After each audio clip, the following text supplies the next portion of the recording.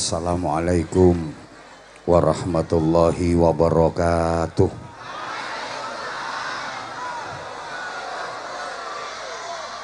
Saya mohon maaf kepada Ibu Kepala Sekolah beserta seluruh staf dan jajaran, kepada para tamu undangan, kepada Bapak Ibu wali murid, kepada adik-adik. Mungkin saya datangnya agak telat, tapi lebih baik telat daripada tidak datang sama sekali. Ini kok kayak bukan kebetulan ya, saya telat ini kayak memang udah diatur sama Allah.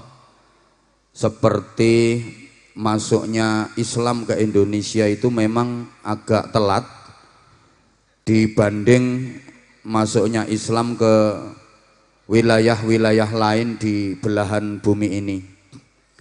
Kan Islam masuk Indonesia itu sekitar abad ke-14 pasca runtuhnya kerajaan Majapahit.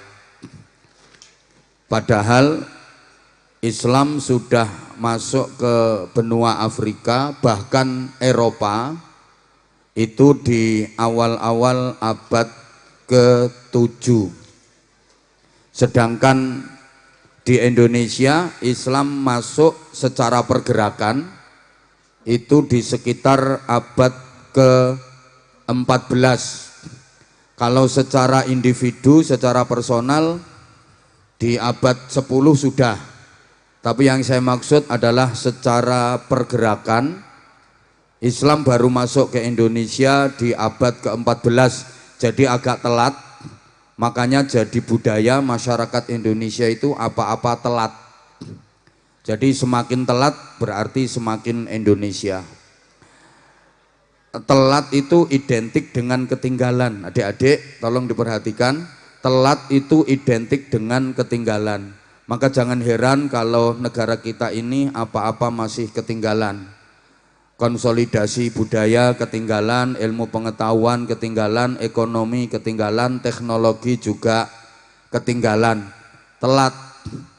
Wong Islam sudah masuk Spanyol, tahu Spanyol nggih? Pokoknya kidule terangkil. Yuk guyangan niku lho ngidul terus engko tekan Spanyol. Negaranya Real Madrid dan Barcelona. Islam sudah masuk ke sana di akhir abad ke-6, dibawa oleh Tariq bin Ziyad dan melahirkan banyak ulama-ulama besar. Yang paling fenomenal ya pengarang kitab Alfiyah Ibnu Malik, kitab Nahwu, ilmu gramatika yang dipelajari di hampir seluruh pesantren di Indonesia. Ulama itu namanya Syekh Muhammad Jamaluddin bin Abdullah bin Malik Al-Jayyani Al-Andalusi. Ternyata itu yang ngarang kitab Alfiyah itu orang Spanyol, bukan orang Margoyoso. Islam juga sudah sampai ke Rusia awal abad ke-7. Sa'ad bin Abi Waqqas merintisnya dari Azerbaijan.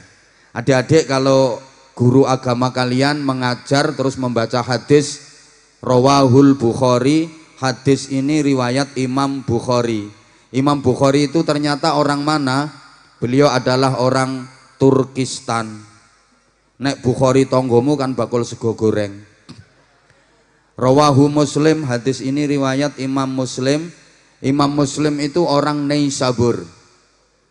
Jadi Islam sudah terkonsolidasi dengan baik di sana. Di Indonesia belum waktu itu. Imam-imam mazhab 4, Imam Hanafi itu orang Palestina, Imam Maliki itu orang Madinah, Imam Syafi'i orang Ghuzah, Imam Hambali orang Baghdad. Coba ulama besar semacam Imam Ghazali itu orang Persia, orang Iran. Islam sudah masuk ke Iran di awal abad ke-7. Makanya kalau kita ngaji kitab Nahwu Takrib atau Fathul Qorib itu karya Syekh Ahmad bin Husain bin Ahmad Al-Asfahani. Itu ternyata beliau orang Iran, berasal dari kota Asfahan, kota terbesar kedua di Iran setelah ibu kota Teheran. Dan Asfahan ini kota yang paling ditakuti sama Amerika Serikat. Sampai hari ini satelit pengintai, satelit keamanan Amerika Serikat terus dihadapkan ke kota Asfahan karena di situ disinyalir menjadi pusat pengayaan uranium nuklir. Makanya Amerika takut. Ternyata Amerika yang katanya negara besar, superpower, adidaya, negara hebat, itu takut sama nuklir. Beda dengan orang Indonesia. Nuklir masuk ke Indonesia dimplok, soalnya dadi bakso nuklir. Orang Indonesia itu sakti-sakti, panganane aneh-aneh. Jangan takut, Amerika nggak mungkin berani sama Indonesia karena orang Indonesia sakti-sakti, panganane bakso nuklir. Ada lagi bakso granat, sambelnya aja sambel mercon.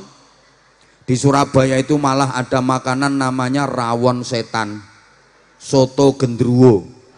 Wah, orang Indonesia itu hebat-hebat. Anak-anak kecil di Pati itu panganane molen. Oh, Indonesia ini top, gulanya aja batu sama pasir. Kapal selam ya dipangan. Tongseng ini doyan. Orang Indonesia hebat. Wong ibu-ibu itu sore-sore kletis-kletis ditanya, mangan apa bule? Kuping gajah. Lah kalau orang Amerika bangga, mereka sudah bisa sampai di bulan. Paling mereka di bulan hanya masang gendera, nancepin bendera, masang satelit. Cuman gitu aja. Orang Indonesia lebih hebat. Wong Indonesia kini belonjo di matahari. Kurang panas piye.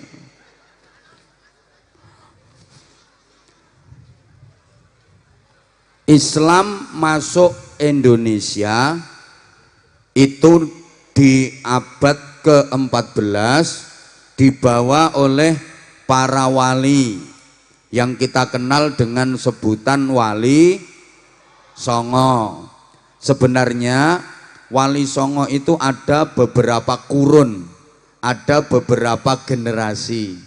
Kurun pertama, kurun kedua, sampai kurun ketiga. Allahumma sholli ala Muhammad. Nah, sukses mengembangkan Islam di Indonesia karena menggunakan metode edukasi yang luar biasa. Makanya dalam rangka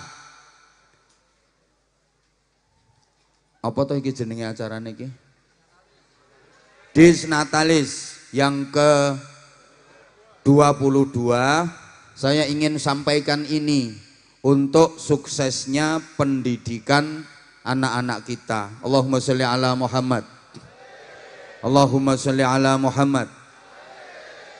Sukses dakwah dari para wali dan para ulama di Indonesia yang bahkan akhirnya Islam menjadi agama mayoritas penduduk Indonesia. Jadi beliau-beliau sukses besar membawa perubahan agama di Indonesia yang dulunya masih memeluk Hindu, Buddha, Kejawen, Gugon Tuhon, Purbo Kayun, Darmo Gandul, Gandule Pak Darmo. Bahkan masih banyak yang percaya sama Klenik. Klenik itu ya semacam percaya sama Nyai Basingah, Nyi Blorong, Nyi Roro Kidul, Nyi Roro Lor, Nyi Roro Etan, Nyi Roro Kulon, Nyi Roro Tengah, Nyi Roro Pojokan, Mak Lampir, Nini Pelet, Grandong, wa ala alihi wa sahbihi ajmain. Kemudian hampir 90% memeluk agama Islam. Sukses besar. Kenapa? Karena metodologinya yang luar biasa. Mudah-mudahan ini bisa diterapkan di SMA Kesuma Margoyoso. Amin Allahumma. Singkat-singkat saja karena memang waktu kita terbatas. Pertama, ya biasa, kalau nggak kuat mesti nggoling. Maka mentalmu kalau ndak kuat pasti dirimu juga akan guling seperti kipas angin itu. Allahumma sholli ala Muhammad. Boleh dilanjut? Kalau minta dilanjut, saya mohon dengan sangat adik-adik khususnya untuk melakukan GTM, gerakan tutup mulut. Ngaji itu yang belajar, itu yang kerja adalah telinga, otak, dan hati. Setiap keterangan yang disampaikan oleh guru-guru kalian diterima dengan telinga yang sehat, diolah dengan otak yang jernih, masukkan ke hati yang bersih, insya Allah nanti akan tumbuh menjadi ilmu yang manfaat, terekspresi keluar menjadi ilmu yang barokah. Maka sekali lagi tolong semuanya melaksanakan GTM, gerakan tutup mulut. Kalau masih belum paham ya GTC, gerakan tutup.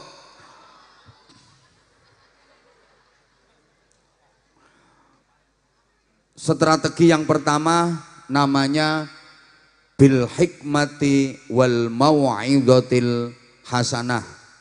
Menggunakan cara-cara yang arif bijaksana, kemudian nasihat-nasihat yang baik. Penyebaran agama Islam di Indonesia itu sama sekali tidak menggunakan kekerasan, enggak, tapi dengan santun penuh kelembutan, dengan cara-cara yang simpatik sekaligus menarik.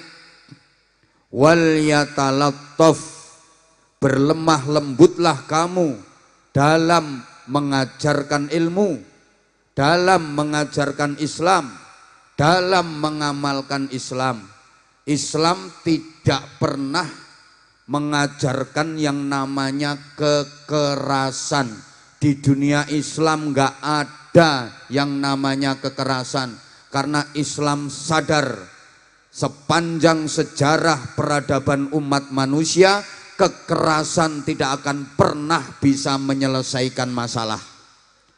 Kalau tegas ya, tapi kekerasan no.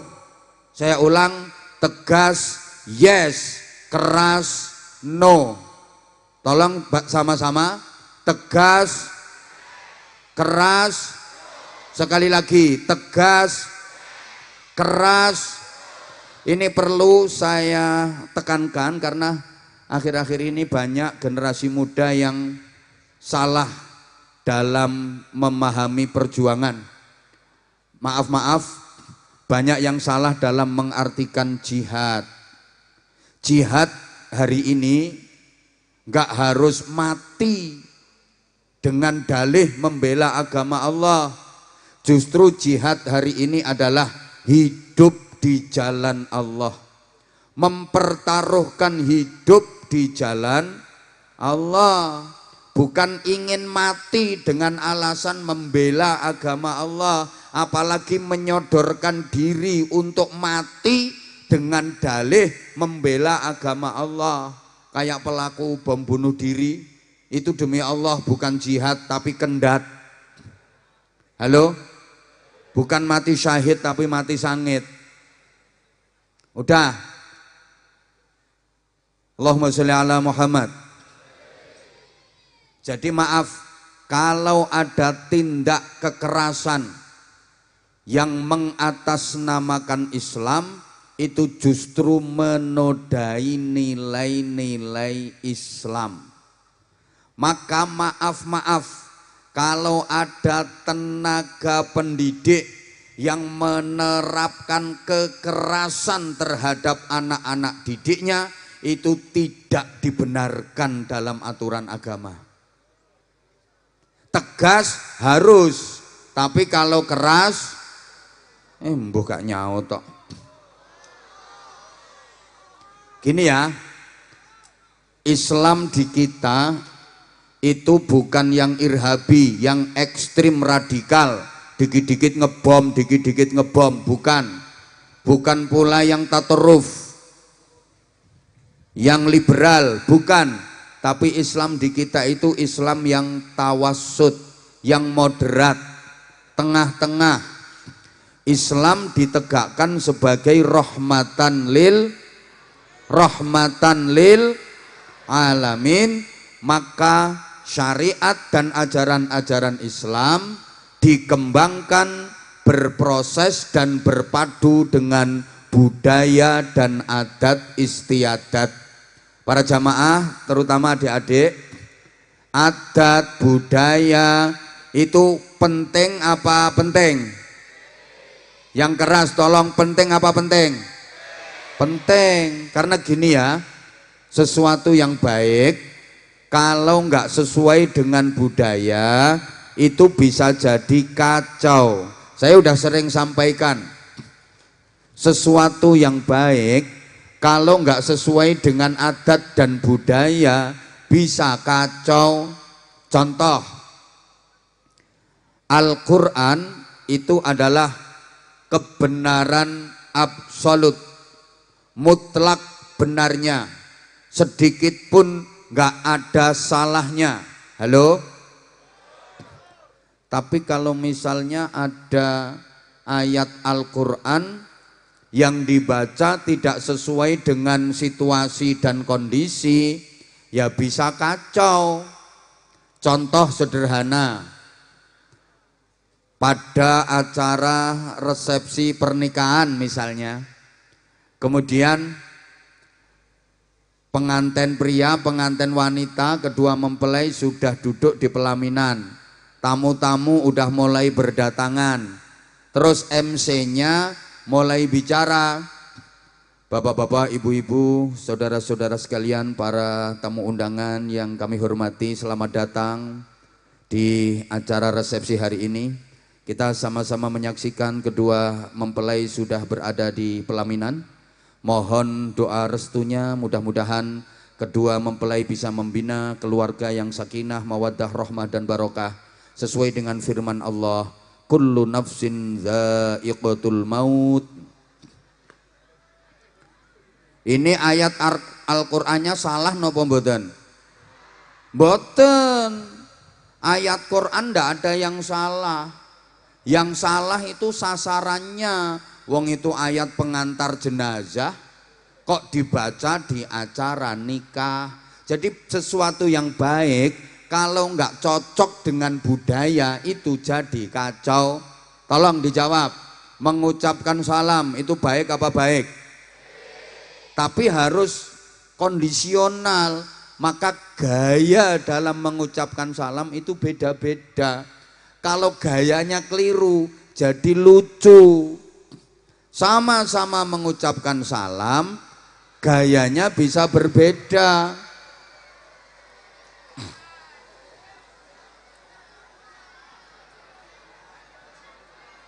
Cantik-cantik takut sama air hujan. Enggak kok, insya Allah enggak jadi hujan kok. Halo, dilanjut enggak ini? Ya Allah, baru mau mulai serius loh ini saya. Dah enggak apa-apa. Salam itu amat baik. Tapi kalau ada orang mengucapkan salam enggak sesuai situasi dan kondisi, ya jadi lucu. Makanya adik-adik bisa memperhatikan gaya orang mengucapkan salam itu berbeda-beda. Kalau MC ya kayak tadi, Assalamualaikum warahmatullahi wabarakatuh. Nanti kalau ketemu temen di tengah jalan, Masya Allah, ketemu teman di jalan, itu salamnya nggak kayak MC. Halo bro, Assalamualaikum, gitu. Namu ke rumah orang, gaya salamnya udah beda lagi, ketuk pintu. Assalamualaikum. Ayo coba misalnya, namu ke rumah orang, salamnya pakai gayanya MC. Assalamualaikum warahmatullahi wabarakatuh. Bingung tuan rumahnya. Halo? Halo? Ya Allah. Nah, kalau murid ketemu guru, ini pakai adat ketimuran orang Indonesia, muridnya sambil membungkukkan badan. Assalamualaikum. Begini kalau di Indonesia, tapi di Arab beda. Murid ketemu guru kalau di Arab salamnya pakai nada tinggi sambil mengangkat kedua tangan. Assalamualaikum. Gak peduli murid ketemu guru. Ayo coba praktekkan di sini. Sampean ketemu sama kepala sekolah, salam pakai gaya Arab. Ibu, assalamualaikum. Gak mungkin dijawab karena kepala sekolahnya mikir, bocah iki kenean kondi. Saya mau ceramah, salamnya ya kayak tadi gayanya. Coba misalnya, saya mau ceramah, salamnya gaya penyanyi. Halo, apa kabar semuanya? Selamat siang, assalamualaikum warahmatullahi wabarakatuh. Buyar jamaah, karena dianggap Abah Anza gila. Apa salah salam saya? Ndak, yang salah adalah gayanya. Allahumma sholli ala Muhammad. Adik-adik pernah upacara kan? Ya seperti itu gayanya. Ada inspektur upacara. Biasanya kepala sekolah jadi inspektur upacara. Terus di depan kepala sekolah ada salah satu siswa jadi komandan upacara. Nah ini kan sama-sama sudah tahu toh kalau peserta upacara udah siap. Ngono ku komandani upacara ya laporan. Padahal inspektur udah tahu, komandan udah tahu kalau peserta upacara udah siap. Lapor, upacara siap dilaksanakan. Inspektur jawabnya laksanakan. Masa kok jawabnya wis roh. Wis ngerti. Yuk laksanakan. Bahkan siswa yang jadi komandan harus berani bentak kepala sekolah yang jadi inspektur. Halo?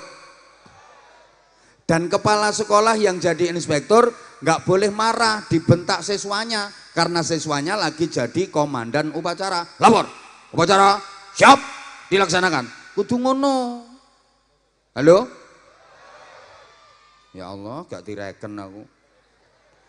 Ini inspekturnya walaupun kepala sekolah nyantai jawabnya laksanakan. Udah gitu masih dibentak lagi. Siap, laksanakan. Ngono.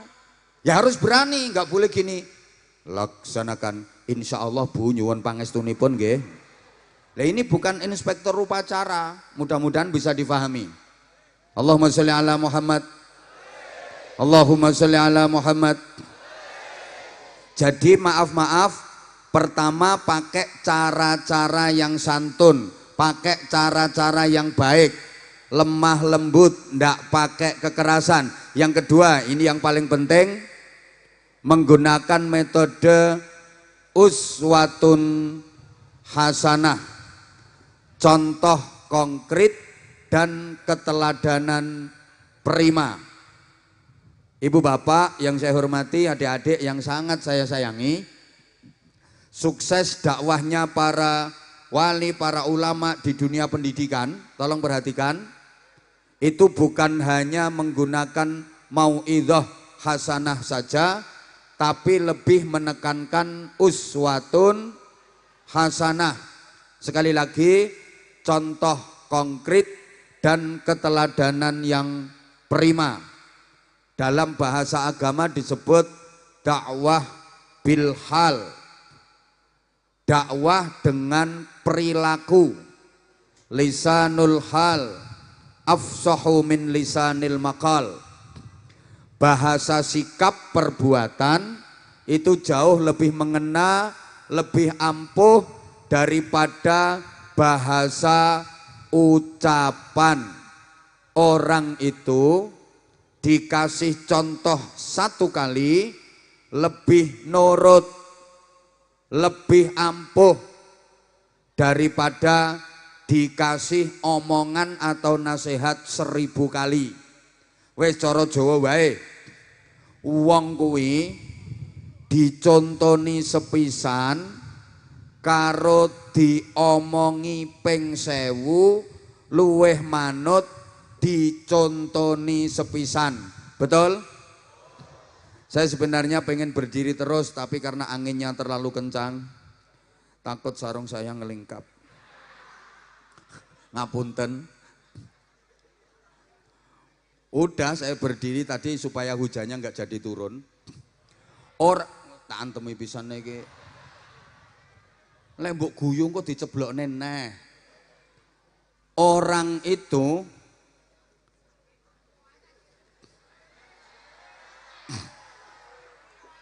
Lah itu gara-gara itu ketawa itu. Jarne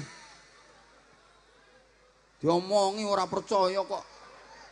Insyaallah wis. Ben. Penanggung jawabnya no kono yo. Ya Allah, ampun udan riyen Gusti. Orang itu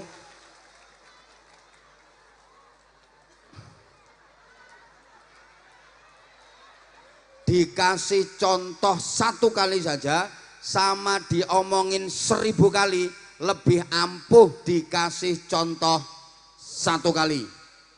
Ini yang dimaksud tadi dakwah bil hal.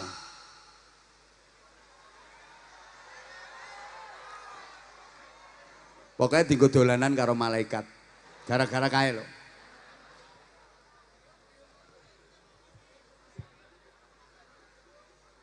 Maaf, saya itu sering sampaikan kritik begini ya. Di negara kita itu kebanyakan mauidhah hasanah, kurang uswatun hasanah. Banyak orang yang pinter berpidato tapi nggak pandai jadi contoh. Ada apa enggak? Orangnya datang, di bawah apa di panggung? Duduk apa berdiri? Matur suwun, aku udah tahu maksudnya kok. Banyak orang yang pandai berceramah tapi nggak bisa jadi uswah, sehingga nggak terarah, nggak bisa menjadi wasilah hidayah bagi jamaah. Pandai berorasi tapi nggak pandai berekspresi. Ngerti pora ki?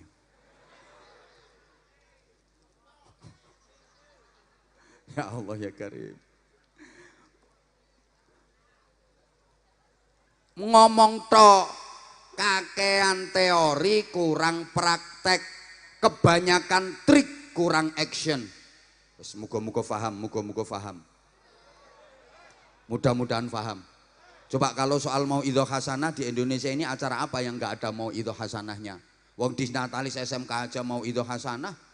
Coba peringatan Maulid Nabi mauidhah hasanah, peringatan Isra Mi'raj mauidhah hasanah, menyongsong bulan suci Ramadan mauidhah hasanah, nuzulul Quran mauidhah hasanah, halal bihalal mauidhah hasanah, tahun baru Islam mauidhah hasanah, pemberangkatan haji mauidhah hasanah, pulang haji mauidhah hasanah, lamaran mauidhah hasanah, walimatul nikah mauidhah hasanah, walimatul hamil mauidhah hasanah, walimatul aqiqah mauidhah hasanah, walimatul khitan mauidhah hasanah. Saya bisa cerita karena udah pernah diundang semua.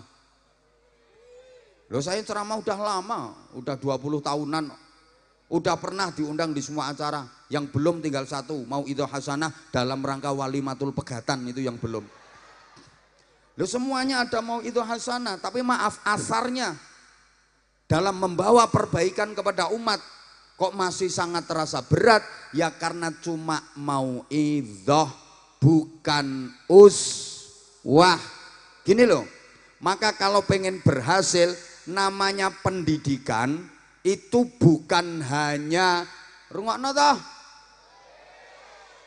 bukan hanya mauidhah hasanah tapi harus uswatun hasanah, bukan hanya ngomong-ngomong dan ngomong, merintah-merintah dan merintah, tapi memberikan contoh, memberikan keteladanan.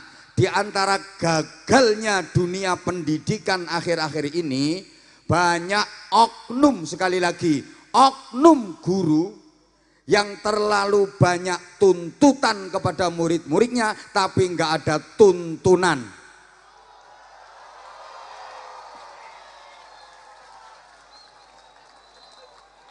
Guru-guru kalau kira-kira nggak siap silahkan pulang sekarang.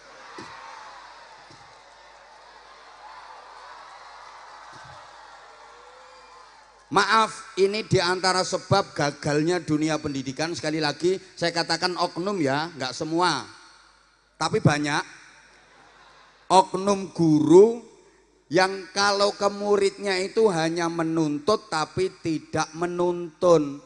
Anak-anak itu jangan terlalu banyak dituntut, dituntun aja. Jangan terlalu banyak kasih tuntutan, tapi beri tuntunan.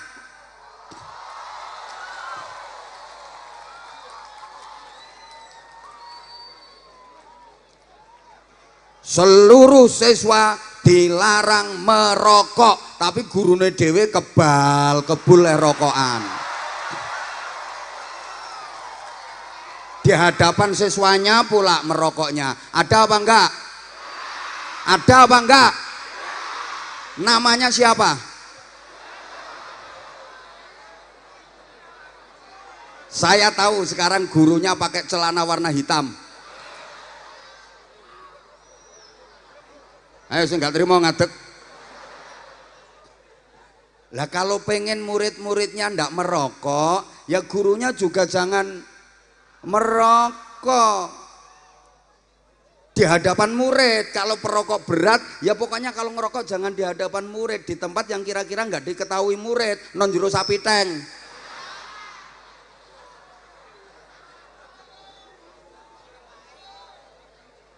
Semua siswa-siswi SMK Kesuma wajib disiplin, harus datang tepat waktu, masuk kelas tepat waktu, mengikuti praktek tepat waktu. Sementara tenaga pengajar, tenaga pendidik dan gurunya banyak yang molor. Ya bagaimana mungkin muridnya bisa disiplin kalau gurunya sendiri nggak disiplin?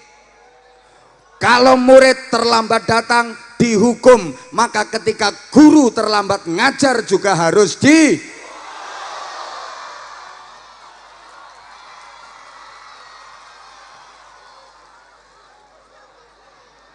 nggak terima minggato, nggak apa-apa, nanti SK-nya tak mintakan sama kepala sekolah. Karuan kalau udah nggak siap ngajar lagi, maaf. Halo,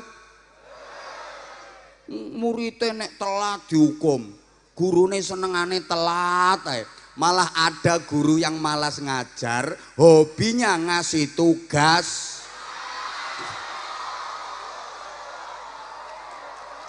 Masuk kelas muridnya kasih tugas, gurunya keluar rokokan kebal-kebul neng warung, itu guru zalim, makan gaji buta.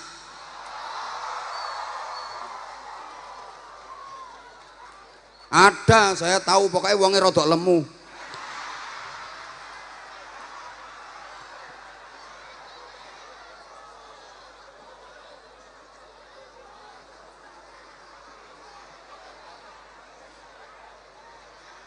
Ya datang tiap hari datang, tapi masuk kelas kasih tugas, tinggal turu.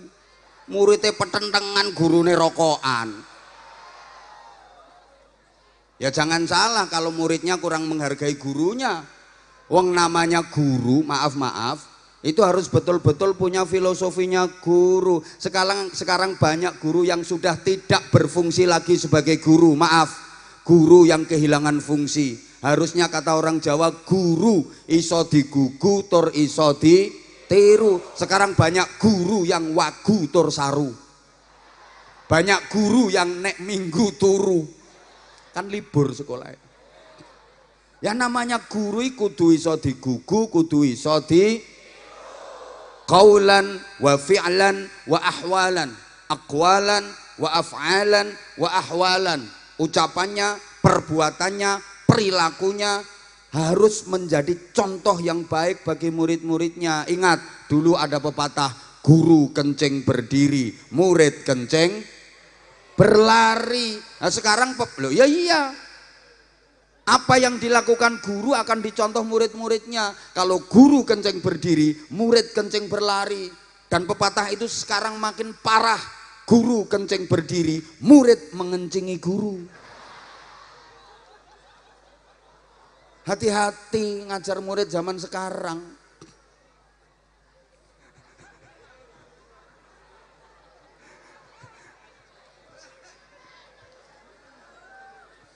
Ajur ya wes. Anak-anak, saya ngomong kayak gini saya sudah tahu kok resikonya. Resikonya nggak diundang lagi ke sini. Nggak apa-apa, saya siap, saya akan nyari sekolahan yang lain. Tapi insya Allah komite sekolah dan kepala sekolahnya seneng, gurunya yang senep. Oh, aku wani kok direbut wong semono akeh. Ayo ngadeg kabeh. Wani aku, ayo ngadeg kabeh. Oh, kapan sing ngadeg ya iku tersangkae ya iku. Berarti tertuduhe ya iku wong. Guru sing ora beres ya kuwi. Lho ndak gampang jadi guru itu. Gini, gini. Anak-anak, itu ada satu guru yang gini. Delok, engkau langsung asam urat gini.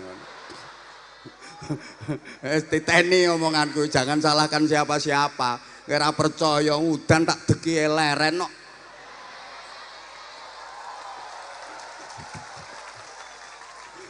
Halo.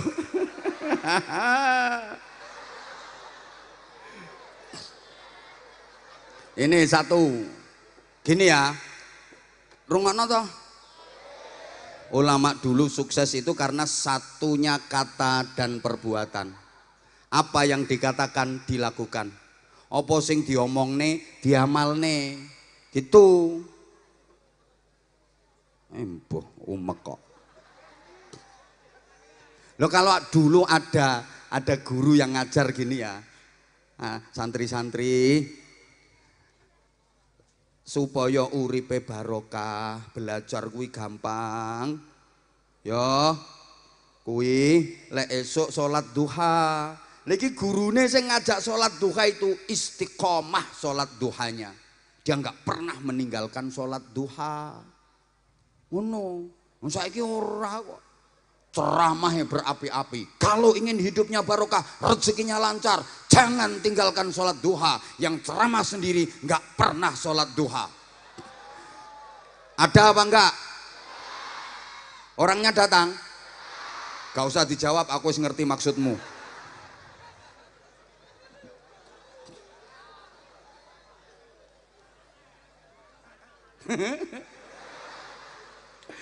Kalau pengen tinggi diangkat derajatnya sama Allah, jangan tinggalkan qiyamul lail, jangan tinggalkan sholat tahajud, pasti mulia dunia akhirat.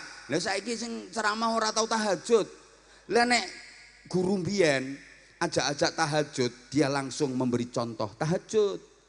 Rutin baca Yasin tiap ba'da maghrib. Ya memang murid-muridnya diajak bareng dan dia yang mimpin. Langsung contoh dan keteladanan, makanya nasihat-nasihatnya ampuh, muridnya mau bantah nggak berani, karena langsung dikasih contoh.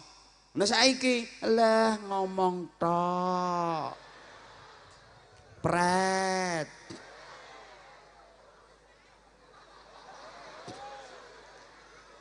Murid-murid nggak boleh pacaran, malah gurune pacaran.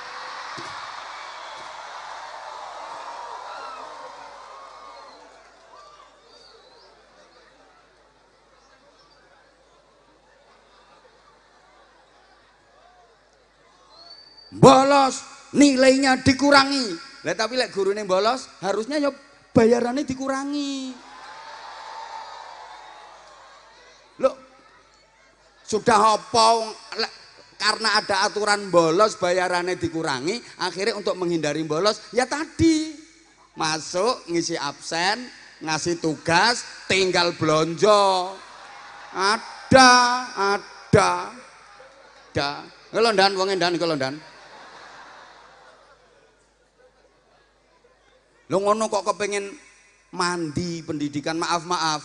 Makanya kalau dulu ada anak nakal ya, misalnya 10 anak itu nakal semua, dinasehati sama kiai, pidato nggak lama, paling 5 menit, disuruh tobat, disuruh insaf.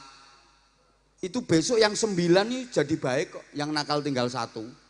Akhirnya 9 orang itu sowan ke kiainya, matur suwun Mbah Yai, geng kula niku 10. Mantun didhawuhi Mbah Yai saiki sing 9 tobat, apik kabeh. Karek siji sing nakal Mbah Yai. Jare Mbah Yai ne, rapopo sing siji kuwi jarno kuwi nggo obong-obongane neraka kuwi ngono. Dadi bocah nakal 10 dituturi Mbah Yai 5 menit sing 9 waras dadi apik. Sekarang ada anak nakal 10 dipidatoni Abah Anzar 2 jam, sesuk sing nakal dadi 11. Ketambahan aku. Malah sing pidato katut.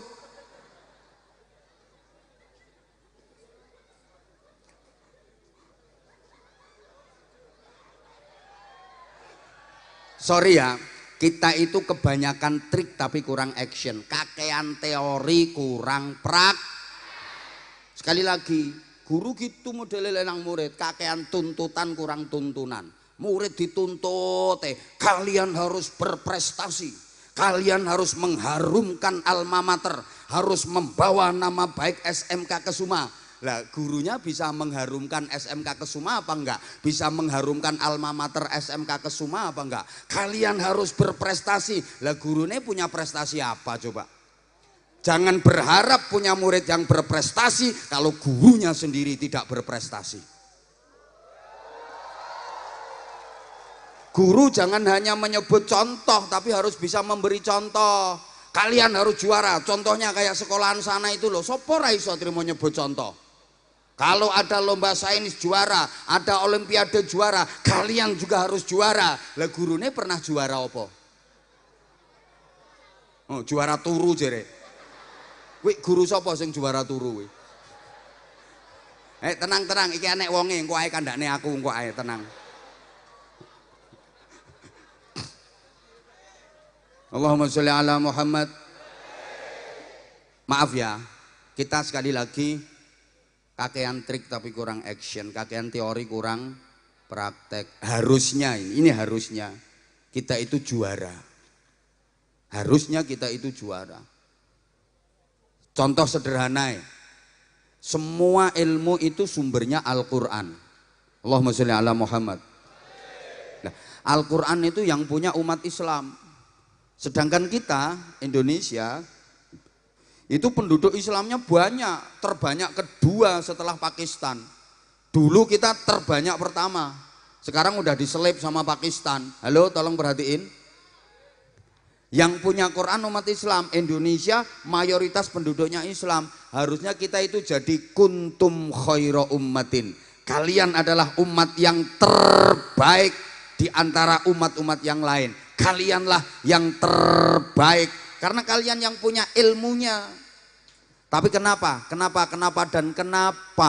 kita kok masih kalah? Contoh sederhana, teknologi aja kita jauh ketinggalan dibanding Jepang. Padahal Jepang itu mayoritas agama penduduknya agama Shinto. Agama Shinto itu punya kitab suci namanya Nahonja sama Nihongi Yingiski. Kita awur gurumu orang ira ngerti.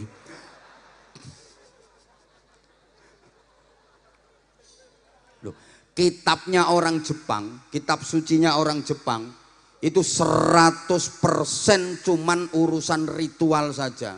Satu ayat pun nggak ada yang bicara tentang iptek, nggak ada.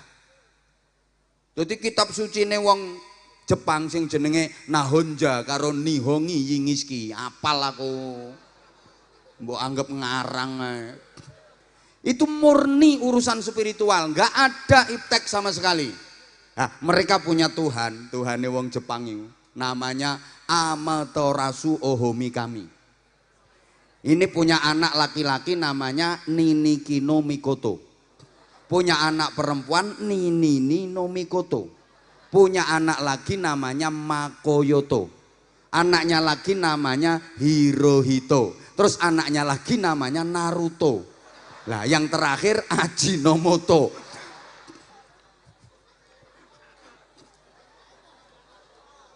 Lah, enggak sing lorong buru iki ngarang aku. Sampai tekan Hirohito lho. Makanya kaisar Jepang itu namanya Kaisar Hirohito. Molto. Nggo ngopiok lambemu kuwi molto.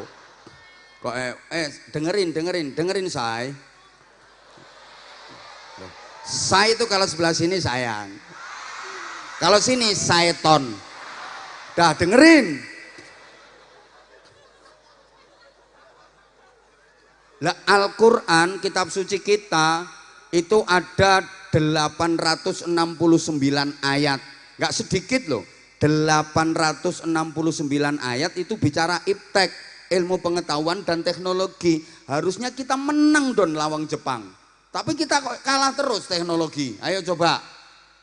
Yamaha, Jepang Toyota, Jepang Motorola, Jepang Corolla, Jepang Suzuki, Jepang Kawasaki, Mitsubishi, soto Lamongan, wingko Babat, sate Madura, rujak cingur Surabaya, jenang Kudus, nah, sego gandul Pati. Jadi ora kok kuntum khaira ummatin, tapi kuntum ummatan badokan lillahi ta'ala. Nek badokan juara. Mulane sampai ono istilah fi kulli makan makan. Di semua tempat mangan. Apa maneh ngene-ngene iki masyaallah, ngono-ngono kae guru-gurumu ki. Kae kuwi kullu syai'in qalu. Wa idza batu'asate qalu. Wa idza batu'a rawan qalu. Wa idza batu'a onde-onde qalu.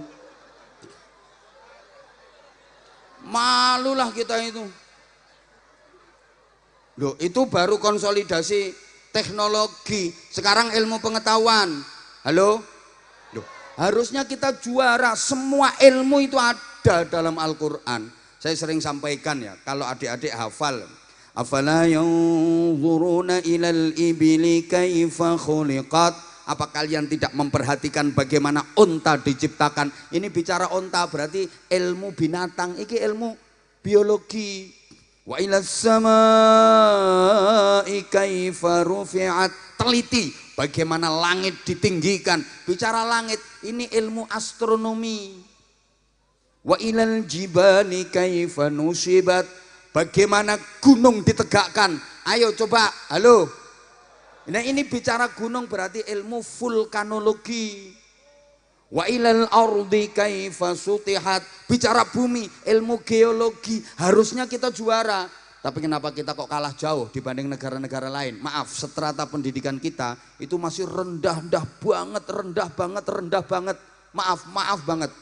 Ini berdasarkan catatan dari UNDP, United Nations Development Program, yang dilaporkan ke HDI, Human Development Index. Rumangsamu gurumu tok sing iso ngono kuwi. Gurumu irung karuan cetha ngono kuwi. Ayo ora trimo ngadeg. Langsung tak tantang ning kene kok malah ora cetha gurumu, cethane obeng tang. Mangkel aku ngene iki. S3 doktor kita itu miskin. Miskin banget. Kalau dihitung per 1 juta penduduk, ternyata yang paling kaya dokter itu Israel. Loh, Israel itu setiap 1 juta penduduk itu dokternya 17.000 lebih. Makanya jadi grand maker. Amerika Serikat itu gak wani musuh Israel. Reseke kaya ngono lho, serakahnya kayak gitu. Itu kalau perang musuh negara manapun, Amerika selalu di belakangnya. Kenapa? Karena produk persenjataan dan teknologi Amerika Serikat itu tenaga otaknya orang-orang Israel. Tahu? Ngono. Yang ngono ku wong oon iki nek diomong ya ngono ku.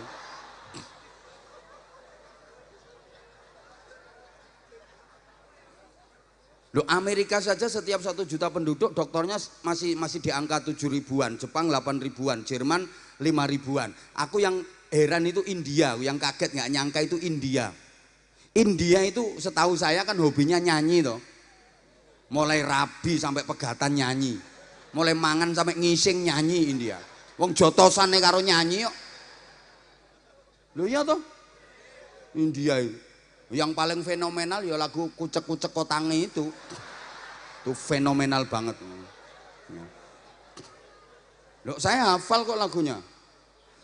Tumpai wae, lumai wae, bojone dewe, kucek-kucek kotange gitu. Itu jan.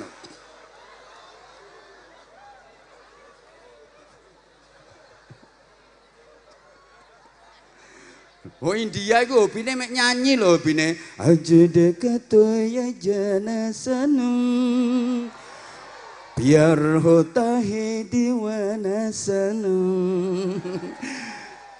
I love you. Apa melu-melu? Aku sama sana kok. Nah, I love you. Sing tuwek rasa melok-melok. Iki urusane cah nom iki.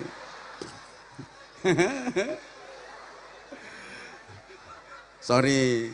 Ini bro, maksudnya itu cara ya gimana ya anak-anak yang tadinya nggak perhatian biar bisa memperhatiin. Itu kudu gimana mereka supaya konsentrasi ke kita. Orang kayak sampean mulang ra digatekno ngomong ae.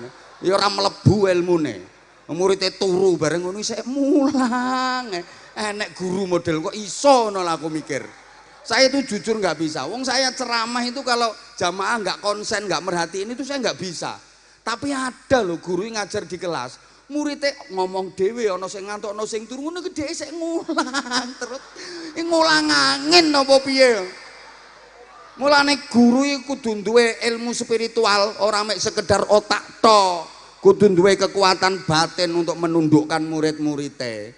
No, ora kaya ngono kuwi, keplok-keplok ora tau tirakat.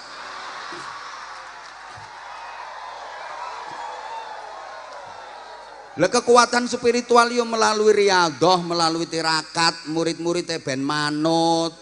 Ngono kalau muridnya mbantah, marah-marah, nesu-nesu. Padahal dengerin toh. Anak-anak dengerin. Orang suka marah itu tandanya orang tidak berilmu. Makanya anak-anak tahu kan, al-ilmu nurun wal jahlu zulmun. Ilmu itu cahaya, bodoh itu kegelapan. Orang berilmu hidup dalam cahaya, makanya hidupnya benar, lurus, tepat karena terang. Sedangkan orang bodoh itu hidup dalam kegelapan, makanya ngawur, ngamuan karena dia gelap.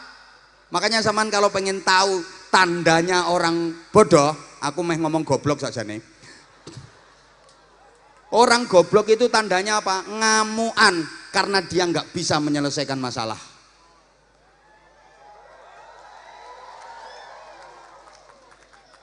Ono bapak kok ngamuan, kuwi tandane bapak goblok. Kenapa ngamuk? Nggak bisa menyelesaikan masalah. Ono ibu kok ngamuan, tandane ibu. Loh, nek pinter gak kira ngamuk, karena masalah apapun dia bisa menyelesaikan. Ono guru kok ngamukan, tandane guru kapok. Loh, ya karena dia nggak bisa menyelesaikan masalah, mulane terus jalan keluare pelampiasannya yang ngamuk kuwi. Ono kiai kok ngamukan, kuwi tandane kiai rawat dikualat weh. Ya kalau ngamukan ya belum kiai berarti. Dia nggak bisa menyelesaikan masalah. Makanya tandane wong pinter itu suka menyalahkan dirinya sendiri. Tandane wong goblok senengane menyalahkan orang lain. Itu tandane wong goblok. Tak kasih contoh.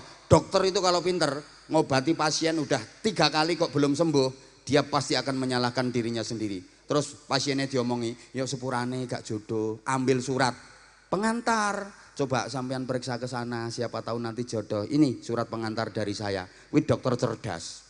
Lah nek dokter goblok, nambani wong ping 3 kok ora waras. Ngono ku sing disalahno pasiene. Penyakitmu gak kena ditambani. Ya wis enteni matine ngono ae. Dokter goblok. Tukang servis HP itu nek pinter. Ana wong dandakne HP wis ning kono kok gak dadi-dadi. Sepurane aku gak iso. Coba sampean gawa mrono lho mbek kenek, menawa kenek, aku gak iso sepurane. Iki tukang servis pinter. Lah nek tukang servis goblok dandani HP kok ora kenek, nyalan HP-ne. Pancene HP-mu ku HP bosok. Guru ki nek pinter mulang murite lah. Murite ora paham-paham. Kayak muridnya orang nurut, muridnya orang paham, nyalahno awake dhewe. Anak-anak mohon maaf ya, bapak belum bisa ngasih pemahaman kesampaian. Mohon maaf, ini bapak yang salah. Ngono. Tapi lek guru goblok, pancene kowe iki dudu wong, kowe iki watu kowe iki ngono. Lho udan neh. Mangkane aku kok kudu lungguh. Halo. Halo. Diterusno enggak iki? Dilanjut apa ndak ini? Ya udah, saya masih ada waktu 5 menit.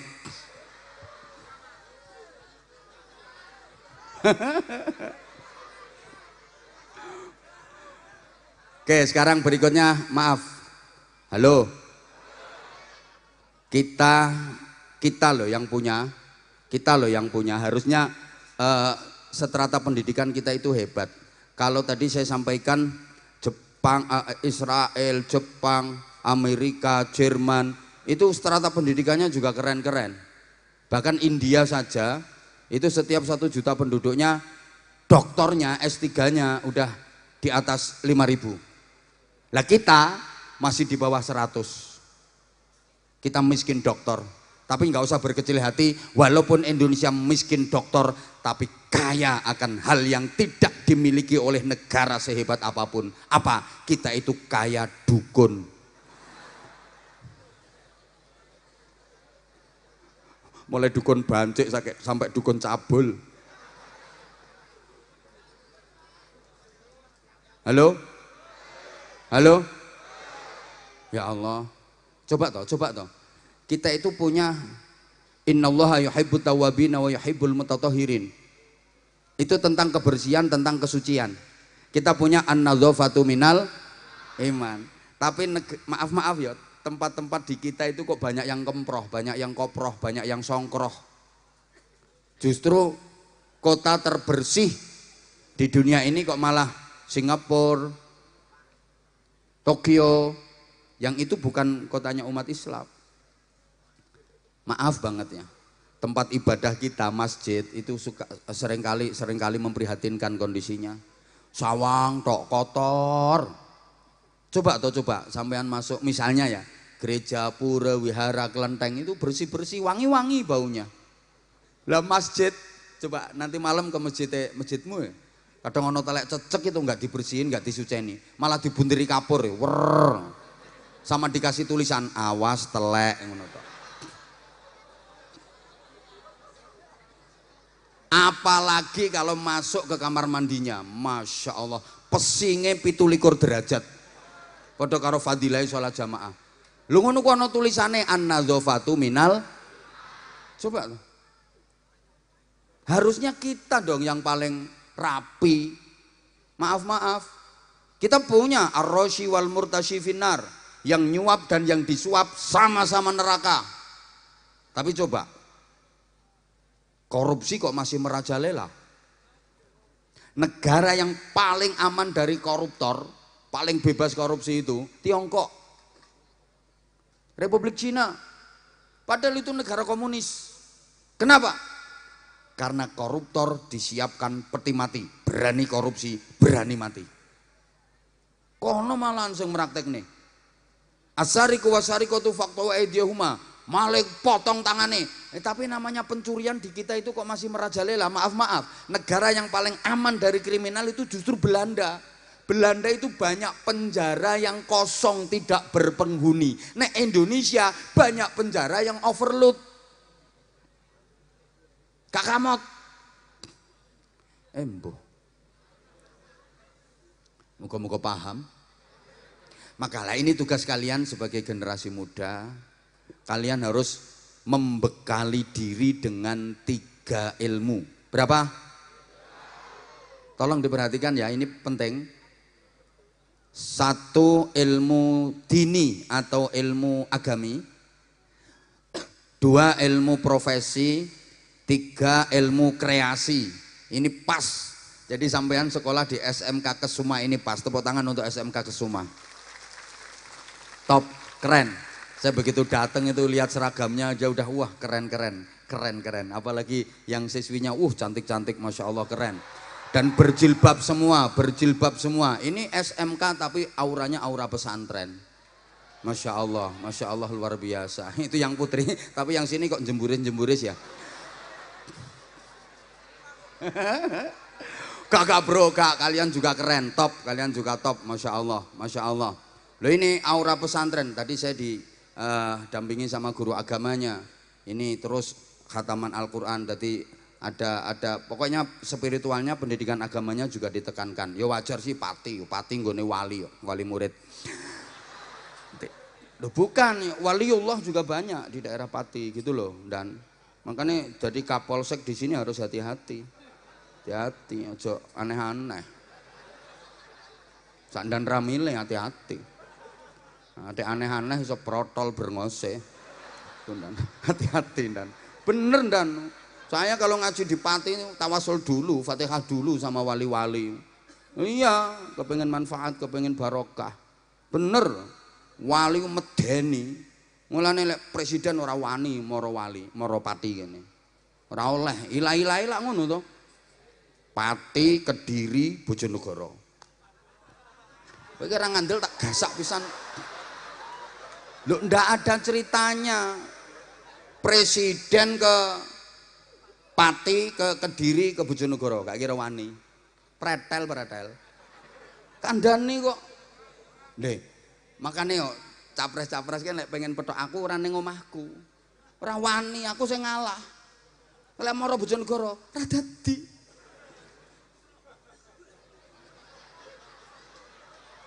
Lho diomongi kok. Pati iki yo ngono kuwi. Kandhani kok. Wis ora ngandel ya wis.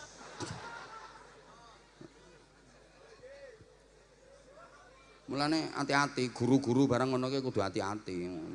Mulangno Pati. Iso-iso ketekan Pati kowe. Jenenge Pati ora urip kok.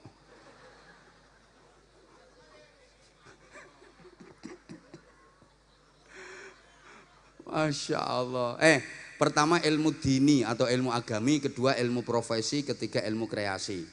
Tolong perhatikan, ilmu dini, ilmu agami didapat melalui ngaji, pelajaran-pelajaran agama. Ilmu profesi didapat melalui sekolah. Ilmu kreasi, realita kehidupan, praktek. Oke, ilmu dini mengantarkan orang menjadi takwa. Ilmu profesi mendidik orang menjadi cerdas. Ilmu kreasi mengantar orang menjadi kreatif dan produktif. Allahumma sholli ala Muhammad. Tolong perhatikan, ilmu dini mengolah rasa, ilmu kreasi mengolah rasio, ilmu profesi mengolah rasio, ilmu kreasi mengolah raga. Jadi yo bisa olahraga, olah rasa, olah rasio.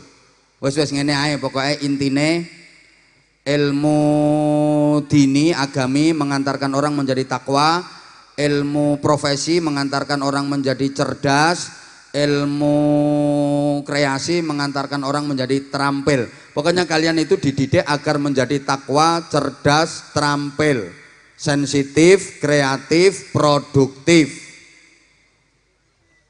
inspiratif, inovatif, imajinatif. Mbah ra dikatekne kok. Ngene iki aku ngarange suwe lho padahal ngene iki. Mikir rumangsamu ora mikir. Ahli zikir, ahli fikir, ahli ikhtiar. Atine tertib, uteke lantip, tangane urip. Ngerti, pinter, perigel. Sregep zikir, pinter mikir, gelem nyopir, gelem malir, gelem dangir, lek duwe musuh wani melintir. Ngono, mampu menghadapi masalah moralitas, kreativitas sekaligus kriminalitas.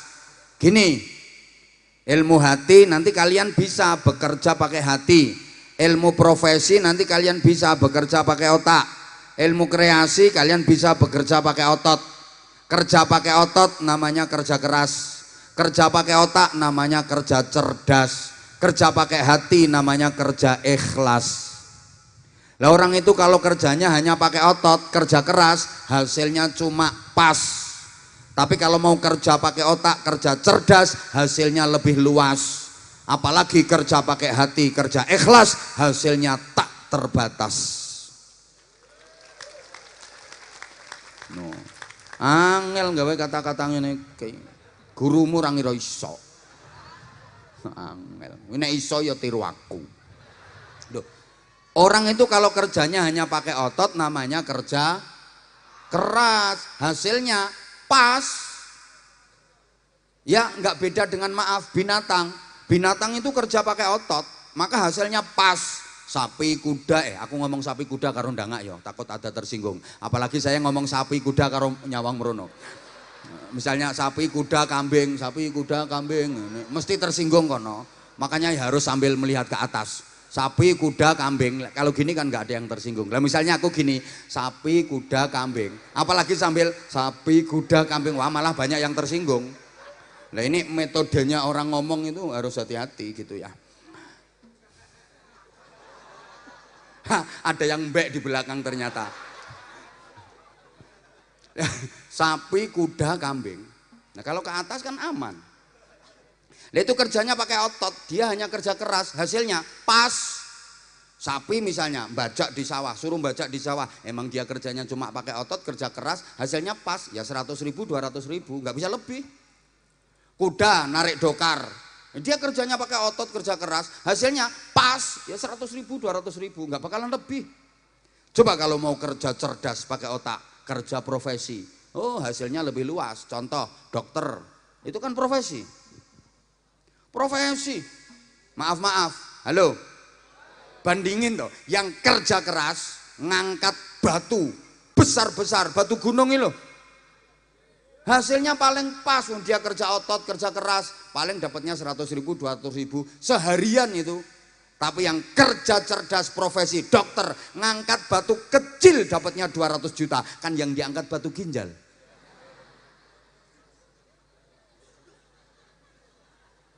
Iya tuh. Lo yang kerja keras, sorry tidak bermaksud membanding-bandingkan, sama-sama. Dokter kan tukang cubles. Bandingno karo sing kerja keras tukang cubles, tukang ngebor sumur. Wih, suntike gedine ra karuan. Gabote meteng-meteng melet-melet, nggone panas awake gambo lemah kotor ra karo-karuan. Sing dicubles alot. Brus. Pengatusan kadang urung nyumber banyune ngono kuwi. Nganti tekan surup. Entuke ya 200.000, 300.000. Nek dokter, cublese cilik, gawanane enteng, nggone adem resik, ambune wangi, sing dicubles empuk. Albokong. Kena diulek-ulek nggo dolanan bareng.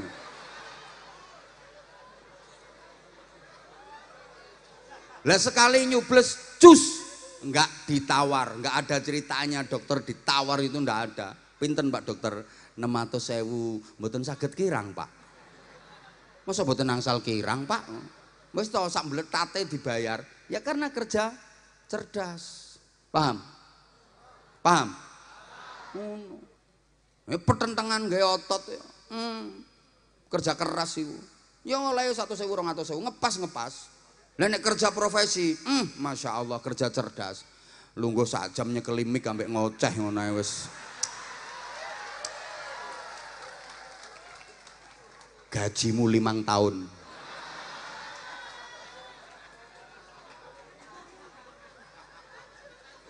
Ajur ya wis kok.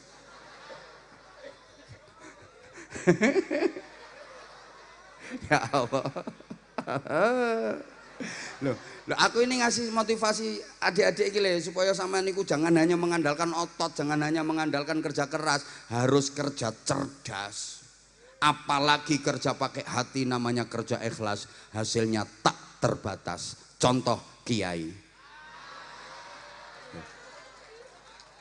Sampeyan tahu roh kiai kerja keras, jibrat oli kaya sampean ngono. Enek kiai ngelek bekicot bareng ngono. Ngelek rosokan, petentengan kerja keras, ndak ono, tapi delok hasilnya tak terbatas. Rumahnya bagus, kendaraannya bagus, istrinya, sopo ngomong banyak mau. Deh, coba saiki kerjanya kerja ikhlas, duitnya akeh, uang salaman ngamplopi.